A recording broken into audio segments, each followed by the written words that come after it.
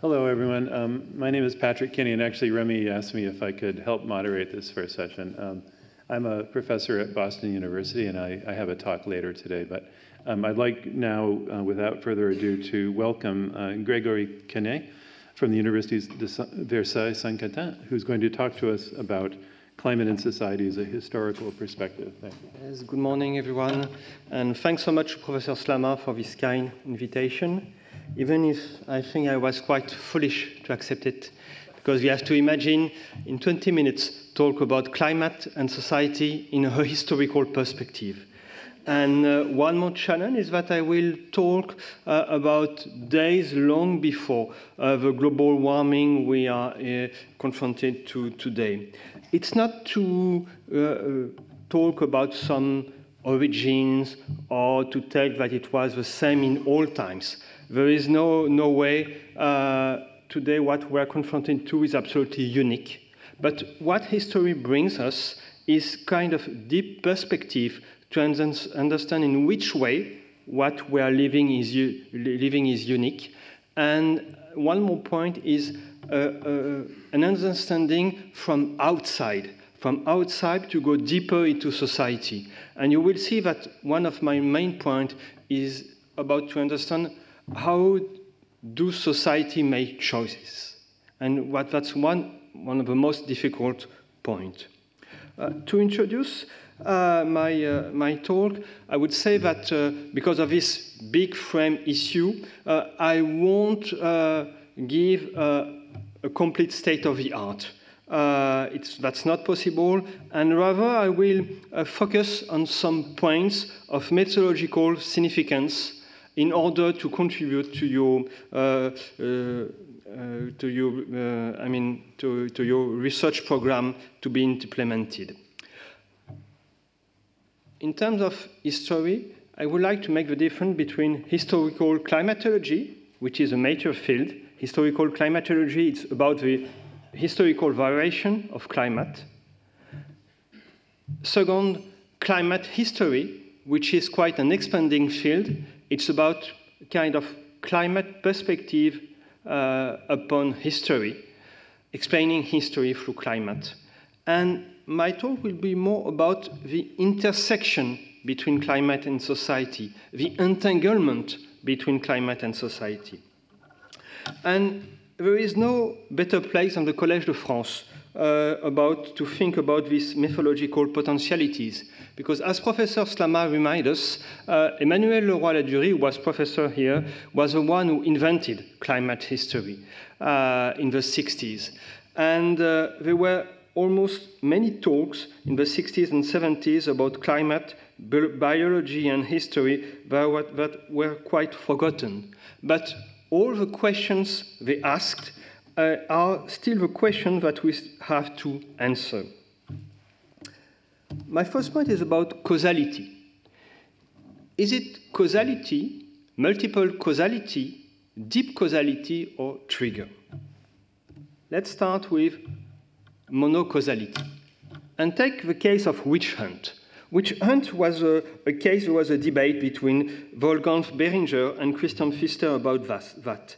Behringer's thesis was about witch hunt persecution in France, Germany, Scotland, Switzerland at the end of the 16th century. And he tried to establish that these waves of persecution were linked to climatic extreme from 1560s to 1630s. In fact, in some sources, you can find accusation of climatic magic. For example, unnatural weather in the Gesta Trevorum by Hans Linden, for example. You can find also collective demands of persecutions, demands from below, telling that which are the cause of this climatic extreme. This schema was complexified by Christian Pfister with three main arguments, and that's very interesting. The first one is that you can find historical climatology. In fact, for example, the period from 1585 to 1597 was more severe because of crop losses, series of cold and rainy summers linked to volcanic eruption in the tropics. The second point was about geographical variations. In fact, you find witch hunt in several growing regions, such as the Lake Geneva hinterland, but not in the wine-growing regions, whereas which were nevertheless vulnerable to the climate. It means that consequences of climate variation were different between wine and cereal, and because of the point was about livestock mortality. A third point established by Pfister was that the main factor was the transformation of mentalities.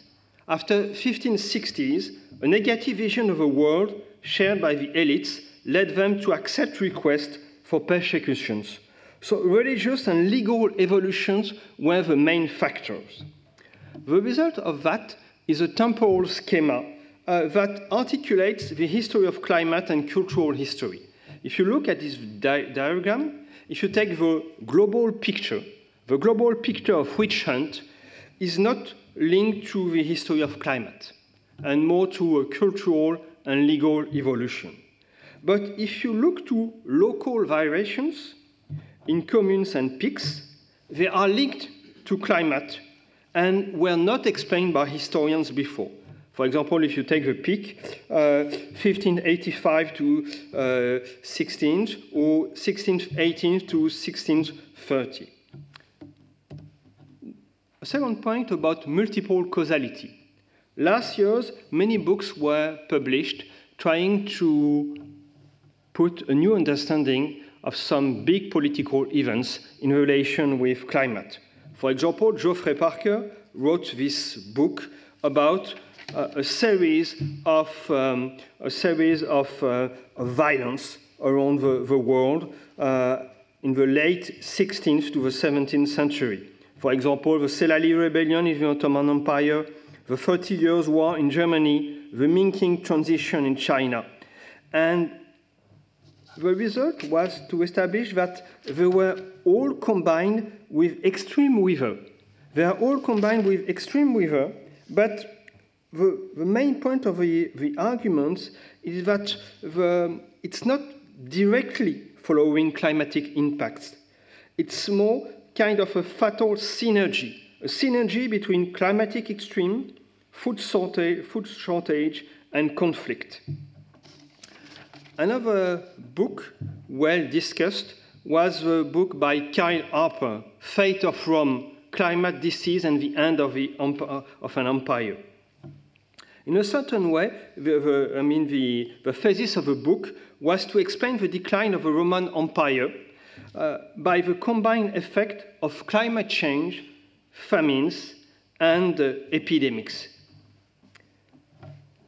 The book is starting with invasion of nomadic pastoralists coming from Central Asia to Eastern Europe, and Kyle Harper named them climatic refugees mounted on horses. And these climatic refugees, the nomadic pastoralists, put the pressure on the Gulf, who caused the fall of the last Roman Empire. And this Gulf just arrived at the time when the empire was weakened by the Justinian plague. So the collapsologist argument is about the combination between climate change and disease. But it was deeply criticized by many colleagues. For example, this paper by Mordecai Eisenberg with 5 arguments. First argument, we have few direct pieces of evidence for the supposed catastrophe, outside a handful of some literary accounts. And if you look to the non-literary accounts, they are quite silent about these elements. The second point is that for such research, you should add some academic disciplines such as ancient DNA, red bone, etc. Just not take literary sources. The third point is that you need to explain, to show nuances, diversity of spatial and chronological scope. And in fact, the Justinian plague didn't start at the same time in all the cities of the Roman Empire and didn't have the same consequences. The fourth point is about all the cultural bases that are in the historical sources. And then the last point is that if you want to take a kind of firm analysis with climatic factors, you need to make a comparison between different events. And in this case, to make a comparison between the three big plague pandemics, the Justinianic plague, the Black Death, and the third pandemic at the end of the 19th century. A last figure of causality is something that we can call deep causality. Deep causality is that when there is a factor that is not identified by human beings, but is influencing in a kind of deep and global level human history. That's the argument of late Victorian Holocaust by Mike Davis. The book is about a little-known episode that had serious consequences. Means he identified a series of famine that hit the Indo-Pacific region between 1876 and the 90s, and that caused between 30 and 50 million deaths in several countries: India, China, Korea, Brazil, Ethiopia, Egypt. And Mike Davis established that they were all related to a variation of El Niño, which none of the contemporaries could have identified. And it's an example of deep causality of history.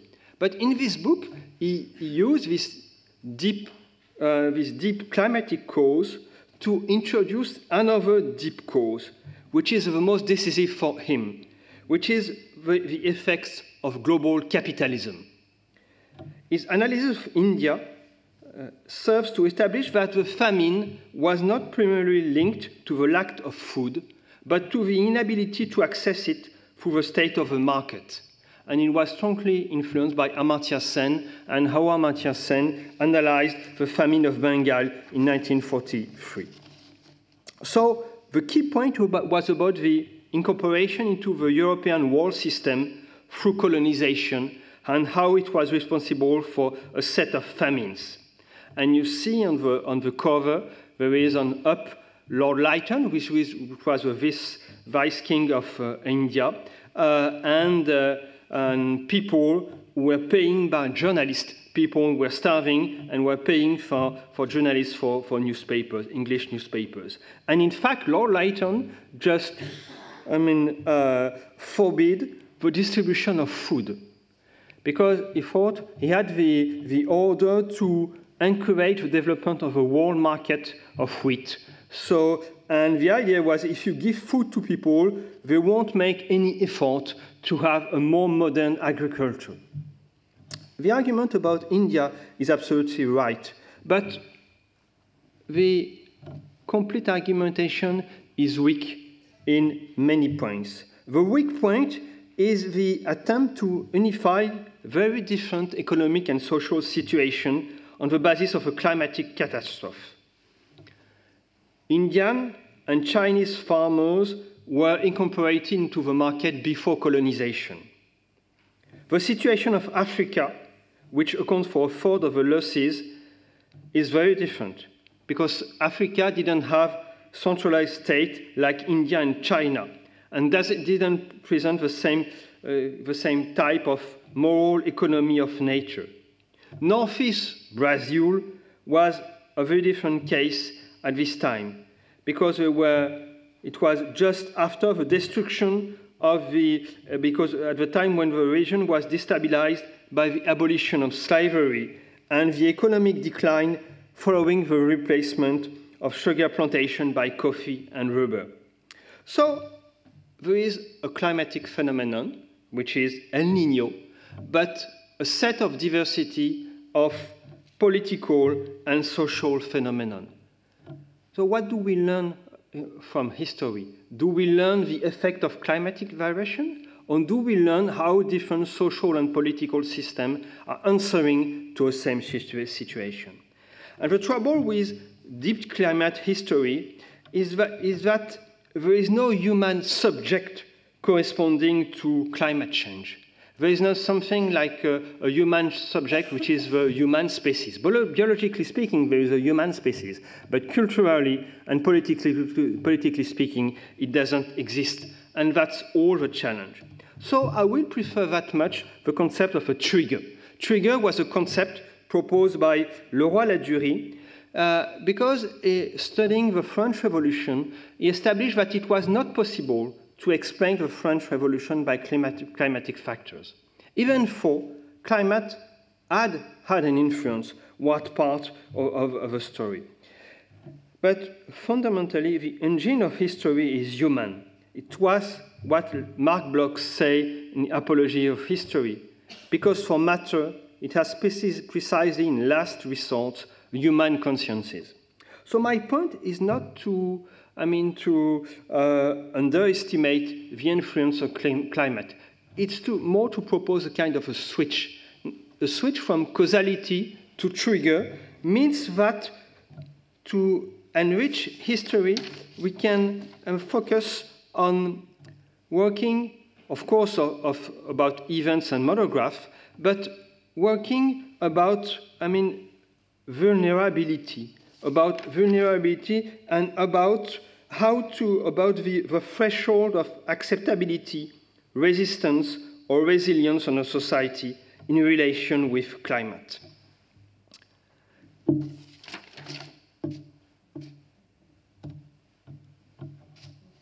If you move from causality to this kind of history of acceptability, of resilience, you enter in a different perspective, which is a history of force fields. Force fields is also a concept coming from Leroy-Ladurie. He didn't develop it.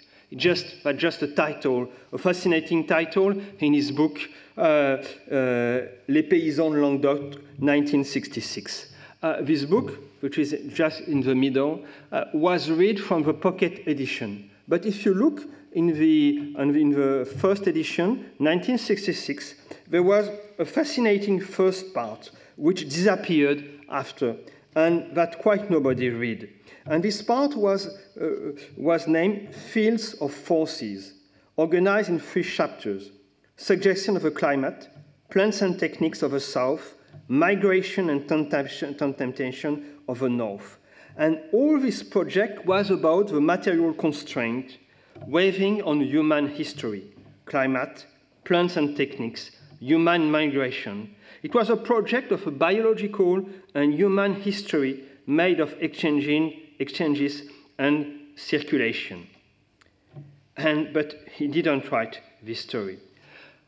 This project was identified by the philosopher Michel de Certeau at the same time in L'écriture de l'histoire. And he said that this project by Leroy-Ladurie was very, very original, this chapter about the vegetal civilization. And it was a line in the 60s. It was the project of a human history of a nature. It was a project of a relation of a society combined with a becoming of nature, which is simultaneously a given and a work. And for Certeau, Leroy-Ladurie was very close at this time to Michel Foucault.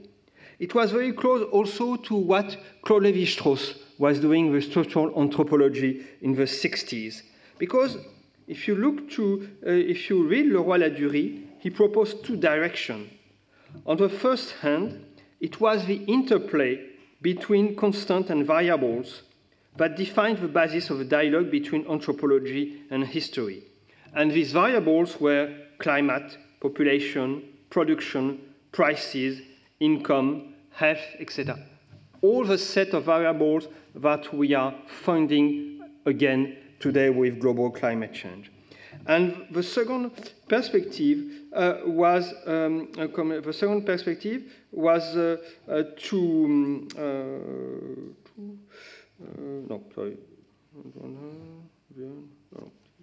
nothing. So, but for fear of being accused of determinism, especially on the part of Brodel, Laudato classified climate as a minor variable. And if you look to what happened after in the 80s and 90s, it was the rising of political and cultural history. And all these biological and climate projects was quite vanished, and it stopped just there. But it's possible today to open it again.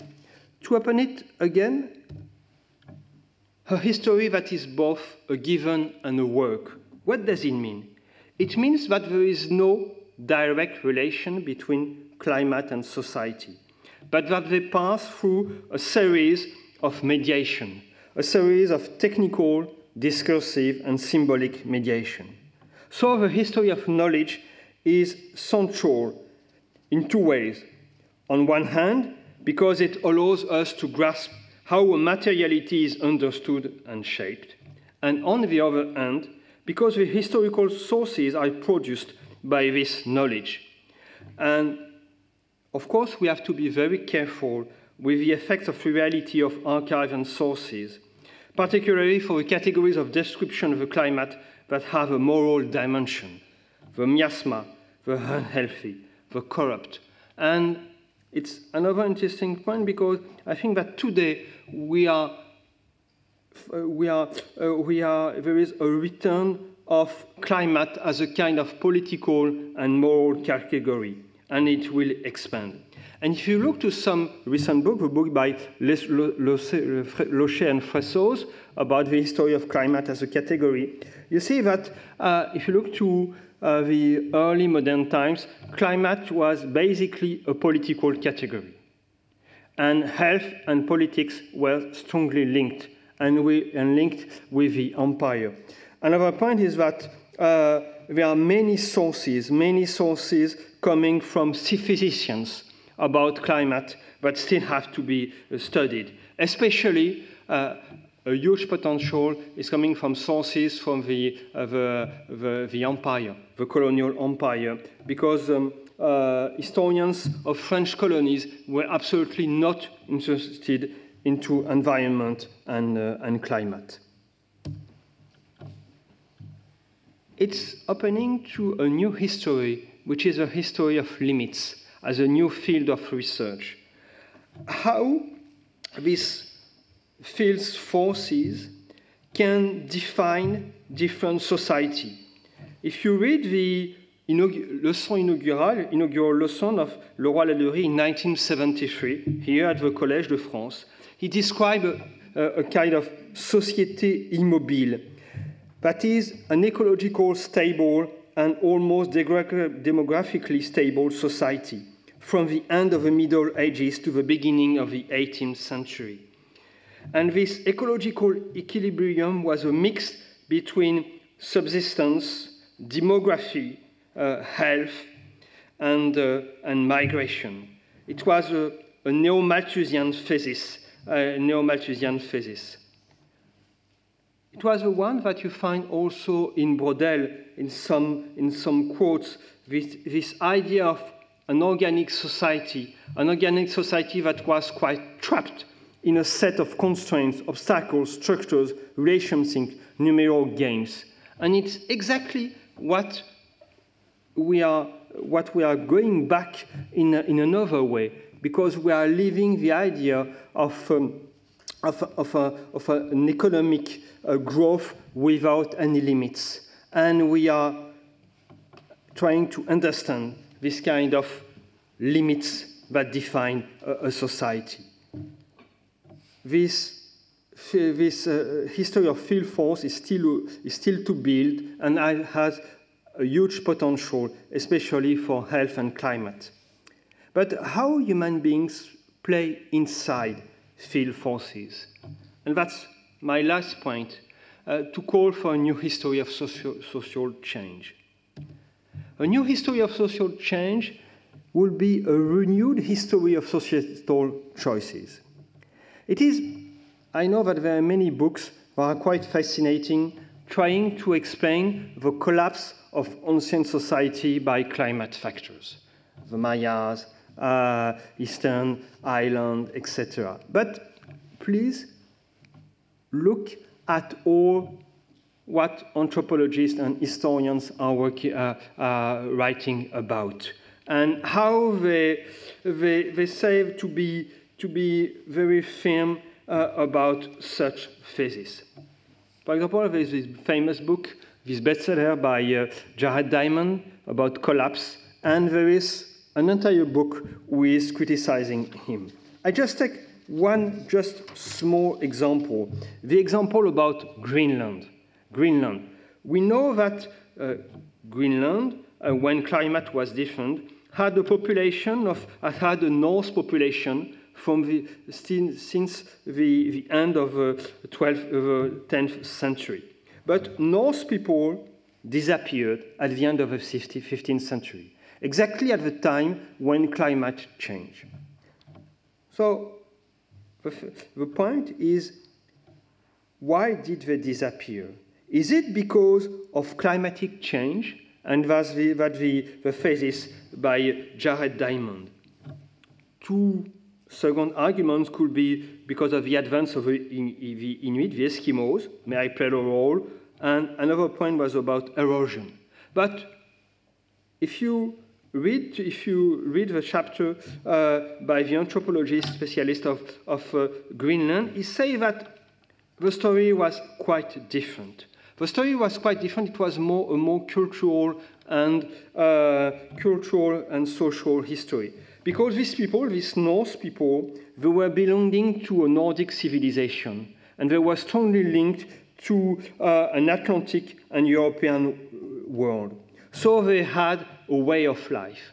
They had a way of life that was based on a combination between hunting and fishing, and mainly on farming. And this way of life based on farming was linked to a hierarchical society. Powerful farmers and clan leaders, was linked to the church as a basis for power structure, and was linked also to ivory traffic. So they could have adapted. They could have abandoned farming and go to a different way of living. But the main point is that they didn't want to. So they didn't collapse. They just chose not to adapt because it was too costly. It means moving to a completely different society, a completely different way of living together, or making family, or making the rights of believing in God. So they just left. Choices means the link between choices and the physical configuration of a territory. Because choices, we are not completely free of doing it. An example that I really like is an example about the environmental history of car. You can take the curves of CO2 emission links to cars and say, that's the story. But when you show the curve, you don't understand anything. You don't understand why do people choose to use cars and how they choose it. It's not also a story about loving or hating cars, which is the usual stories, about speed or gender, etc. Christopher Wells established that the main point is about landscape, how we have inherited landscapes that were built for some technical elements. And in fact, he started his book telling that when he was a kid, when he was a young man in the US, he became free when he had a car, when he was 18. When he came to Europe for his PhD, he became free in European cities because he used a bicycle and they didn't need anymore a car. And when he came back to the US, he decided to be free without a car. But that's absolutely not possible in some parts of the territory. So that's the main story. Another example that I really like, that was the MIT study about places. They make comparison between health indicators between two different types of places. Places that are used by cars, you can't make any public event, there is no market, nothing, just for cars. And places made for people. and there are daily markets, there are some public events, a kind of vibrant neighboring. And they establish a difference between both in terms of health cost, almost, if I remember well, of almost of 10%.